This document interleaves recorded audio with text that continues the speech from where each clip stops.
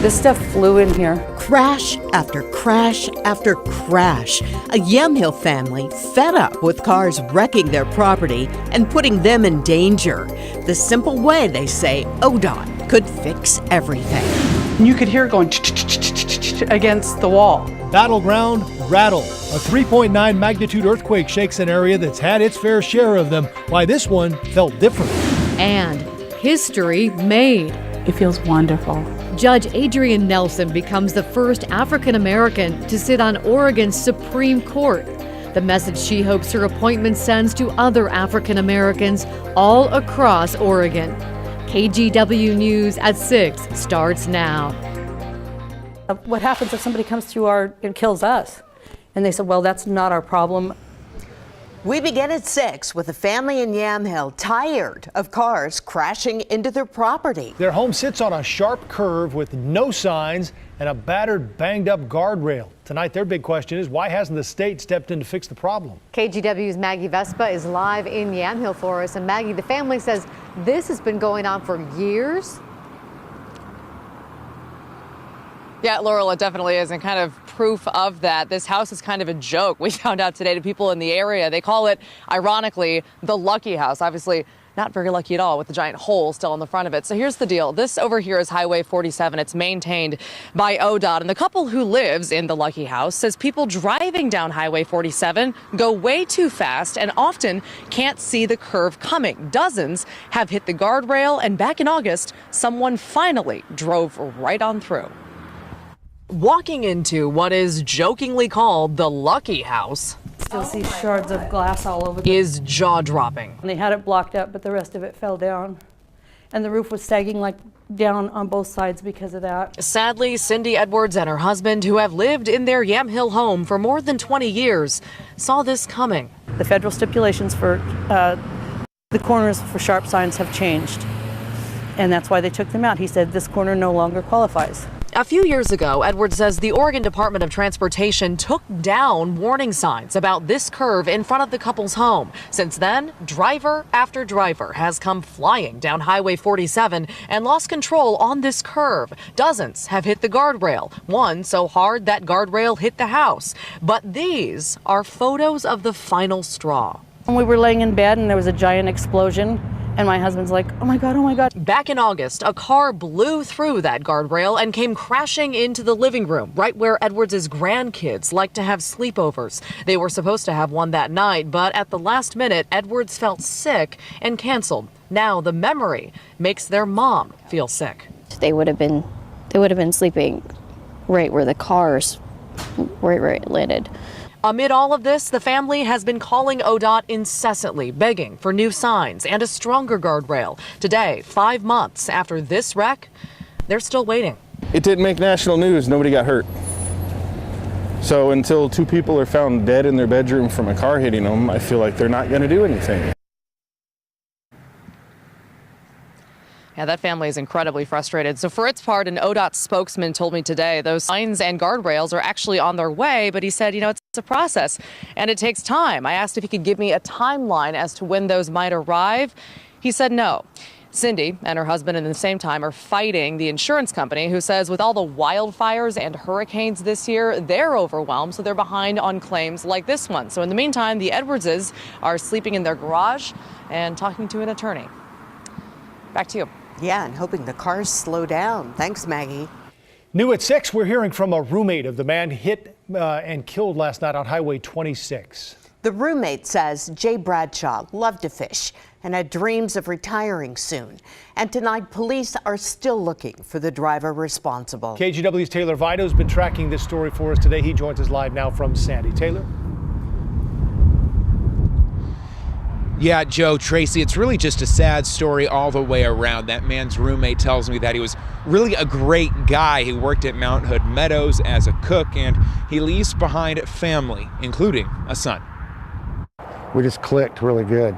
He's a good guy. Phil Holm was roommates with 61-year-old Jay Bradshaw in this trailer just outside of Sandy. He's still coming to terms with the loss of his friend. He's a kick in the butt to be around. He says Bradshaw was originally from Illinois, but moved out to Oregon and fell in love with the area. Fishing was his calling. He loved it. He said he's hooked. He's gonna He's going to retire fishing, trout fishing is all he's going to do. Last night, authorities say Bradshaw was walking along Highway 26 near Southeast Vista Loop Drive when a car hit him. Investigators have few clues to go off of and don't have a description of the car that hit Bradshaw. Today, OSP troopers used a drone to survey the area from the sky, hoping to learn something that would help with the case. At this point, the driver who killed Holmes' roommate is still at large, and Holmes says he wants justice. I can't see how people could do that. It's terrible. And Oregon State Police say they are looking for tips in this case. As we mentioned, they don't have a description of the vehicle that hit Bradshaw. If you know anything, please give OSP a call. Back to you. Thank you, Taylor. Washington Attorney General Bob Ferguson is going after Motel 6 with a new lawsuit. The hotel chain made national news a few months ago when it was uncovered that 2 hotels in the Phoenix area regularly provided guest lists to ICE agents. Ferguson says an investigation was launched in Washington shortly after that, and he says 6 Motel 6 locations in Western Washington did the exact same thing over the past 2 years. Many thousands of names of Washingtonians staying at Motel 6s had their names, without their knowledge, without their consent, turned over to the federal government, to ICE. And as a result, at least 6 individuals were detained. Do you want law enforcement to know what you are doing, who are you with, the room you're staying in, without any legal justification? That is exactly what was going on here. The lawsuit claims Motel 6 violated Washington's Consumer Protection Act by violating the privacy of hotel guests by giving out names, driver's license numbers, and room numbers. The suit asks for civil penalties up to $2,000 per violation, with as many as 9,000 people affected. Well, this would get your attention. The city of Seaside is apologizing after its tsunami warning system accidentally told thousands of people a tsunami was 4 hours away. It does test the system every month, but today that pre-recorded message didn't include the usual "this is only a test." The city says it's working to improve the system so that doesn't happen again. Well, there wasn't a tsunami, but a lot of people in our area did feel an earthquake overnight. A magnitude 3.9 quake hit near Mount St. Helens shortly after 12:30 this morning. It wasn't big, but it certainly did catch the attention of various scientists. KGW's environmental reporter Keely Chalmers is live tonight in Battleground. And Keely, some people there say they felt it. Yeah, and they say it was quick. It lasted only about a second or two, but they definitely felt the earth shake, something they had not felt out in this area for decades. And this morning there were so many going down. It was so many pictures that all tilted. Pictures that were not that way when Tina and Dwayne Moore got into bed last night. But shortly after 12:30 this morning, their Battleground home and everything in it shook. Just for, it was a second, if two, just a bang, bang, bang, bang, and everything shook. The motion we felt was kind of north-south. You could actually kind of feel the direction that the motion was moving. That motion was the result of a magnitude 3.9 earthquake that hit east of Spirit Lake, about 7 miles from Mount St. Helens. People from Portland all the way to Seattle reported feeling it. Dwayne and Tina say it wasn't anything scary, but it was different. It's been a long while since we felt anything here, yeah. The Moores say the last time they felt an earthquake that strong in this area was back in the early 80s, shortly after Mount St. Helens erupted. There's another small aftershock there. Seismologist Wes Thielen says that's about right. He says while earthquakes do happen relatively often in this area, this recent one certainly piqued his curiosity. This was sort of notable because this is actually a fairly large earthquake. So magnitude 3.9 is the largest earthquake that we've seen in this particular area, but even right around St. Helens, this is the second largest earthquake that we've seen since 1981. Still, he says there is no reason to be concerned. This was just normal movement between tectonic plates in the area and is not directly related to the volcano or any potential subduction zone earthquake.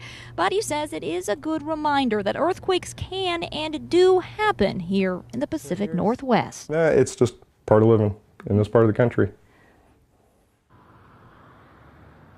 Yeah, always a good reminder. Now that 3.9 quake was followed by at least 15 smaller aftershocks. We have not gotten any word of any damage caused by them. Back to you. It wasn't a attention grabber, though. Thank you, Keely. Oregon has a new Supreme Court judge who's making history as the first African-American ever to sit as a member of the High Court. KGW's Pat Doris had the chance to talk with the new justice today. And Pat, she must be thrilled. Well, she definitely is, Laurel. She's the first African-American on Oregon's Supreme Court in 173 years. That dates way back, even before statehood, when the court started meeting then. Her passion for the law dates back to her teenage years when racism reared its ugly head.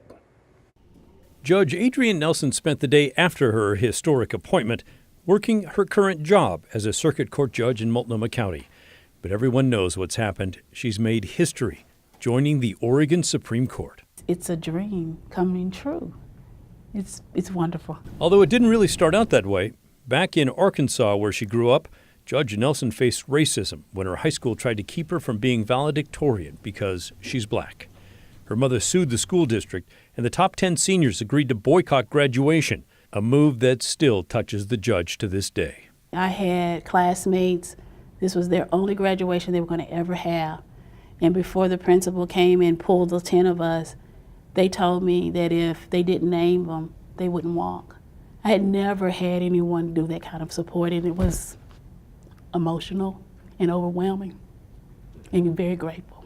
The district backed down, but the victory came at a price. It ruined my graduation because it was a lot. I'm very happy that I was named, but I had earned it, and it taught me a lot about, am I going to allow one event to shape the rest of my life in a negative way, or was I going to learn from it? She worked the next 3 years at the law firm of the lawyer who helped win the battle. She later became a lawyer.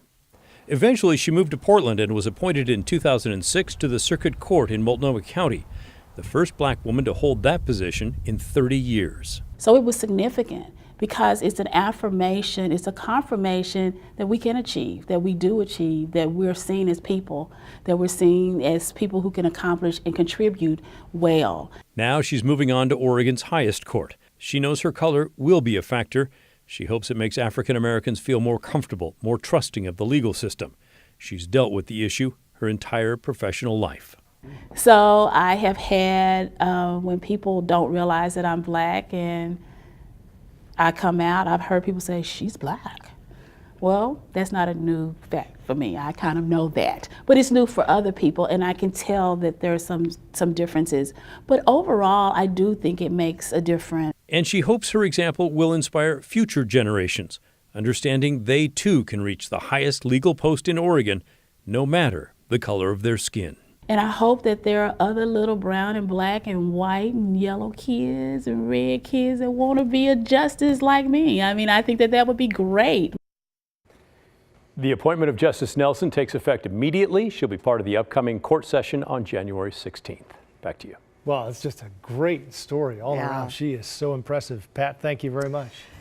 Ahead, the flu is hitting the Northwest especially hard this year. And it's not too late to protect yourself. In many ways you can do that, aside from just getting the flu shot. And the high winds continue in the gorge. Check this out. We guess 85 miles an hour at Crown Point today. High wind warning till tomorrow morning. We're watching wet weather roll our way, and then that big storm developing along the East Coast. The latest on that after the break.